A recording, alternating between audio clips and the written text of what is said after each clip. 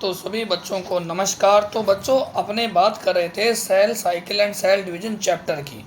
Last lecture में अपनों ने मियोसिस फर्स्ट कंप्लीट कर लिया था, जिसमें मैंने लास्ट में आपको बताया था कि एक सेल से दो सेल बन जाती है जिनमें क्रोमोसोम का नंबर आधा हो जाता है।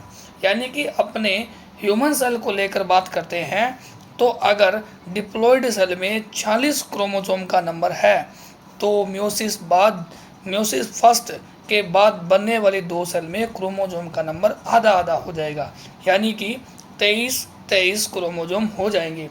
इसलिए मियोसिस प्रथम को न्यूनकारी विभाजन भी कहा जाता है, रिडक्शनल डिवीजन भी कहा जाता है। याद करो आप, जब मैंने आपको मियोसिस के प्रथम लेक्चर में बताया था एक साइकिल बना के कि मियोसिस प्रथम खत्म हो जाएगा, उसके बाद चलेगा इंटरकाइनेसिस और इंटरकाइनेसिस के बाद चलता है मियोसिस सेकंड। ठीक है, तो आज अपने उसी की बात करने वाले हैं, यानी कि मियोसिस सेकंड, है ना। मियोसिस सेकंड से पहले चलता है इंटरकाइनेसिस। तो ध्यान से सुनिएगा बच्चों, आज का नया टॉपिक है इंटरकाइनेसिस। ठीक है, वही चैप्टर चल रहा है cell cycle and cell division में। मियोसिस प्रथम खत्म होने के बाद इंटरकाइनेसिस शुरू हो जाता है। देखो, इंटरकाइनेसिस में डीएनए का द्विगुणन नहीं होता है, डीएनए का रिप्लिकेशन नहीं होता है। ठीक है, नहीं होता है, परंतु सेंट्रियोल बोल तो तारक केंद्र, सेंट्रियोल या तारक काय भी बोल सकते हो, है ना, उसे सेंट्रोसोम कहते हैं। सेंट्रोल क्या हो जाएगा, डबल हो जाएगा, यानी कि पहले एक था तो अब क्या हो जाएगा, दो हो जाएगा। ठीक है, साथ ही साथ आप ध्यान रखें कि मियोसिस प्रथम के बाद एम फर्स्ट, यानी कि मियोसिस प्रथम के बाद, है ना, क्या होगा कि दो हैप्लॉइड न्यूक्लियाई बन जाती है। आपको यही तो बताया था मैंने, है ना, कि एक सेल में कितनी बन गई, दो न्यूक्लियाई बन गई, या फिर अपने बोल सकते हैं कि दो सेल बन गई। बात तो एक ही है। अब इंटरकाइनेसिस क्या है, यह मियोसिस फर्स्ट और सेकंड के बीच की घटना है, या फिर मैं कह सकता हूँ मियोसिस प्रथम के खत्म होने और मियोसिस सेकंड के स्टार्ट होने के बीच की अवधि क्या कहलाती है, इंटरकाइनेसिस कहलाती है। तो मैं लिख देता हूँ बच्चों डेफिनेशन किसकी, इंटरकाइनेसिस की डेफिनेशन बताता हूँ कि यह मियोसिस प्रथम के खत्म होने तथा मियोसिस सेकंड के शुरू होने की बीच की अवधि है। कौन, इंटरकाइनेसिस। ठीक है, इंटरकाइनेसिस खत्म होगी तो चलेगा मियोसिस सेकंड। तो यहाँ पर हेडिंग आ गई मियोसिस सेकंड समसूत्री विभाजन की तरह है, इसे इक्वेशनल डिवीजन भी कहते हैं। यह पूर्णतः माइटोसिस की तरह है। तो मैं कह सकता हूँ कि मियोसिस सेकंड को इक्वेशनल डिवीज़न भी कहते हैं। क्लियर है बात। ठीक है, अब देखो मियोसिस सेकंड की प्रथम फेज जिसे प्रोफेज प्रथम कहते हैं, तो ये आ गई प्रोफेज, है ना। मियोसिस सेकंड है तो इसे भी क्या बोलेंगे, प्रोफेज सेकंड। ये प्रोफेज माइटोसिस की प्रोफेज की तरह है, यानी कि क्रोमेटिन का संघनन होगा। पहला क्या होगा इवेंट, क्रोमेटिन का संघनन होगा। ठीक है, संघनन होगा।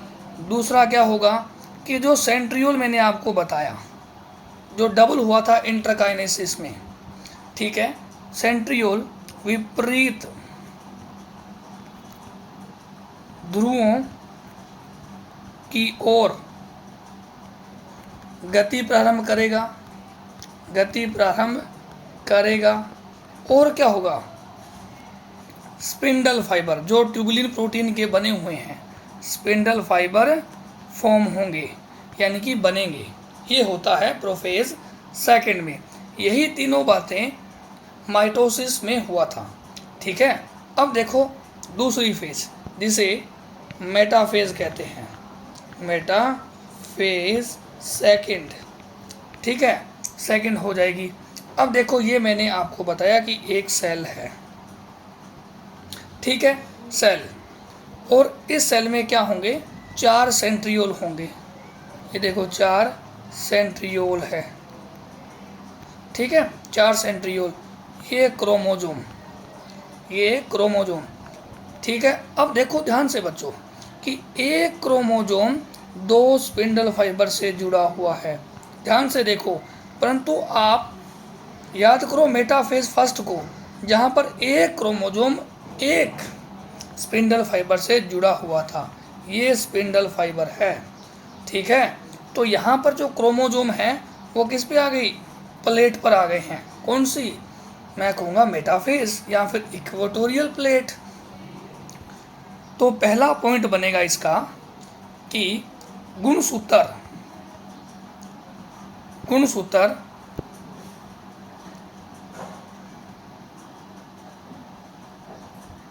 इक्वेटोरियल प्लेट पर आ जाते हैं, पर आ जाते हैं यानी कि बीच में आ जाते हैं। ठीक है, ये बड़ी इंपॉर्टेंट लाइन है कि एक क्रोमोजोम के पास 2 स्पिंडल फाइबर हैं। याद करो आप मेटाफेज प्रथम को, जहाँ पर एक क्रोमोजोम के पास एक ही स्पिंडल फाइबर था। तो यहाँ पर एक क्रोमोजोम के पास 2 स्पिंडल फाइबर है। ठीक है, 3 नंबर फेज जिसे मैं एनाफेज कहता हूँ, एनाफेज सेकंड हो जाएगी क्योंकि अपने पढ़ रहे हैं मेटाफेज मियोसिस सेकंड।